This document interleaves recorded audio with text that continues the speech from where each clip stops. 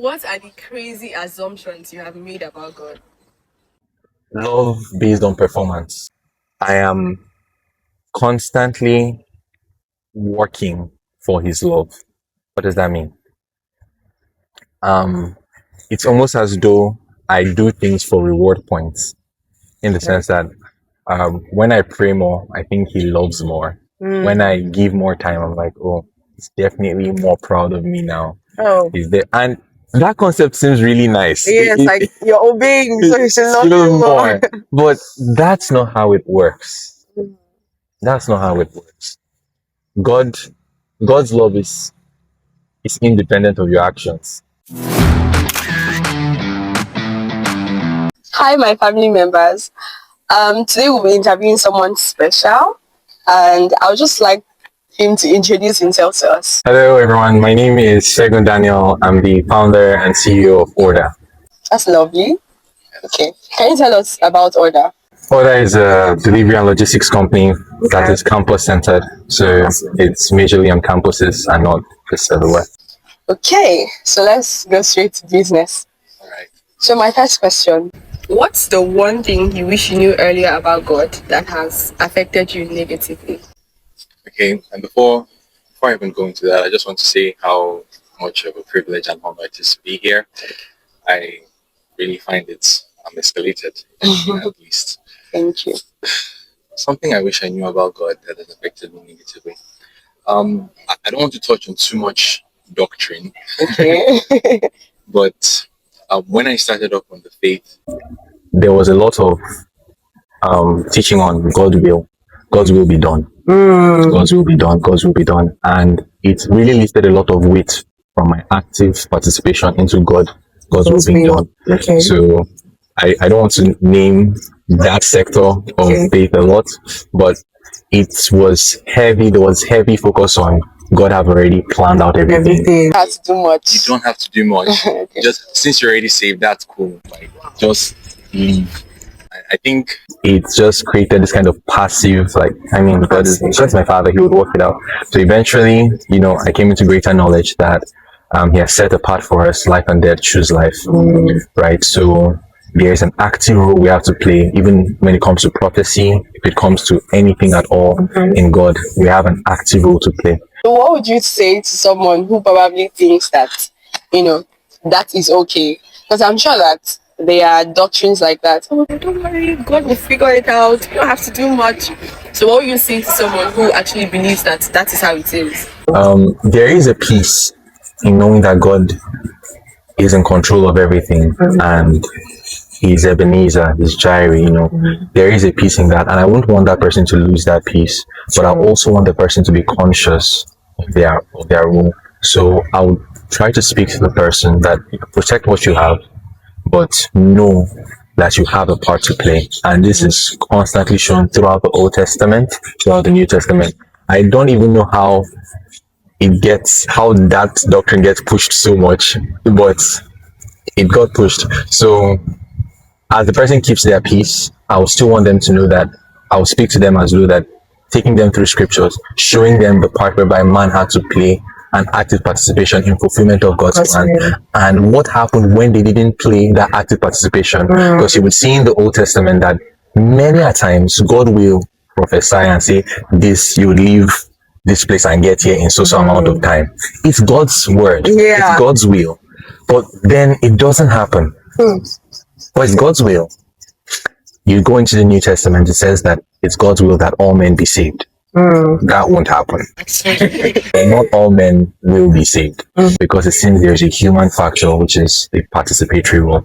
So as I would want the person to keep their peace of knowing that God is in control, I also want them to understand there's a human part to play. Really lovely. So my second question. You have to tell me this one in details, right? okay. What are the crazy assumptions you have made about God? Now is this in the past or currently? Let's do past and present, yes. Love based on performance. This one has just been subtly there. I don't know. I think I know where it came from. I think maybe it came from just how our childhood goes. But generally, I thought the love of God was very Yes, conditional. And I know when you get preached unconditional love a lot. Yes, Jesus Christ came to die. While we're yet sinners, we hear Yes. things like that a lot. But it didn't just seem to sink in. And how I know it didn't sink in was because I am constantly working for his love. What does that mean? It's almost as though I do things for reward points, in the sense that when I pray more, I think he loves more. When I give more time, I'm like, oh, he's definitely more proud of me now. Oh. He's there. And that concept seems really nice. Yes, like you're obeying, so you should love Little him more. But that's not how it works. That's not how it works. God's love is independent of your actions. So God isn't loving you because you have prayed so well. Do you know what's crazy? I think Paul Washer says this. Okay. He did the missionary a lot. Or we use a big evangelist. We can use any evangelist. An evangelist that probably got an opportunity to preach to 2 million souls or 1 million souls. If that evangelist makes heaven, right, or when he gets to heaven and I get to heaven, God isn't. They're not going to heaven because they preached to 2 million souls, and I'm going to heaven less because they did more than I did. Like, God's love is independent of what we're going to do. His love does not increase for us. Is that a strange concept? No, it's good, but I will need you to like place a balance, because someone can be like, well, that means I don't have to obey God. I don't have to do anything. I don't have to do much because God loves me regardless. I like that. So, and that was where I had the problem. I was obeying for more of his love, but to obey from his love. Now, let me explain what that means. Okay. Yes. Picture this. A father, right? A father. There's a father who loves his daughter, and he just does everything with her. And the daughter supposedly has a good heart too. When she starts to do well in academics or do well in anything, she's not doing well to earn her father's love. She's doing it from her father's love. Now, take that. That's one scenario. Okay. Now, take another scenario. You have a father who is probably in physical abuse to his daughter, beating her almost every day. She makes a mistake, slaps her across the room. You know, she's about to speak. Before she finishes her sentence, he has interjected and said something to make her feel like, well, she didn't say matter. When she goes to academics and when she's functioning in life, She's going to do it for his love, because she's trying to earn his love. So people, when we preach God's love, it's not to relax. If you truly know the love of God, it will push you into action. It will push you into acting like seamlessly. I think it was Lauren Sawyer that said, well, I don't know who said this. Okay. Said, when sacrifice is easy when you're in love. I think it's him. Okay. Yes. So sacrifice is easy when you're in love. And that's just so true. Yeah. Because when you are acting out of the love someone has for you, it's really just It's easier. It's easier than you are constantly acting to get that love. So I was there for a long time. Wow. I would even say that I have to still consciously put that into my daily practice. I want to say something. I was listening to Pastor Dolapo, and he was talking about his wife, you know, when he met her, and he said that he doesn't really know how to cook. But I think he made a burger or a sandwich and and went to her place early in the morning just to give it to her and make her feel special. Yeah. And when he gave it to her, and she smiled, and of course, they said their advice, and he returned. He was thinking to himself, like, is it me? That it's like, imagine the way he did that, because it came from a place of love. It was not, he did it, and it was easier because he loved her, or he loves her. Exactly. And what's crazy is that someone could also do that exact same action, but to earn love. So you can see someone who is working from love, and you can see someone who's trying to earn love, and both of them are doing the same thing, but they are both doing it from different places. So one will get wearied out by life, the other get tired. So that person gets tired because you're trying to earn something that is already there. So you're chasing the wind, and no one ever catches the wind. Okay, my final question. Okay. Right? That's just one of my Okay, one. crazy assumptions. But Okay. Okay, let's hear more. are you okay? Or let me ask you this question and All then you right. can tell me others. Okay. What would you advise someone who is currently, you know, I strongly believe that people are actually going through this thing you just spoke about, because I've met people who have told me about how they feel guilty. Star, I just did something bad. I don't know if God will forgive me. And they were like, I'm just going to give God space. As in, like, he's probably angry with me right now. I need to give him space. So what would you advise that person practically to do? Because it's easy to say, okay, pray, do this, do that, but something that they can actually follow in their day. What's crazy is that was my second. Okay. Yes, the mercy of God, forgiveness and mercy, forgiveness and mercy, forgiveness and mercy is a big one. It's a big one for me. It's a big hunch. It's how we get told this every day. But it's like we don't believe bypass it. We bypass it. So we're literally told. God has forgiven me. You sure? Like the guilt. The guilt so choking. It's trapping. So like you acknowledge that he has forgiven you, but you're trapped in the guilt even after the forgiveness, and that working in your soul kind of out shows in your daily work, because then you don't want to do anything anymore because you don't feel worthy of doing it. You are abstaining, and there's even pride in that too, by the way. Yes, I agree with you. And it still falls back to love based on performance, right? In the sense that you thought all those things you were doing was because you were holy and righteous. Okay. Like you thought that was what was making you all pure before God. And having the capacity to do those things.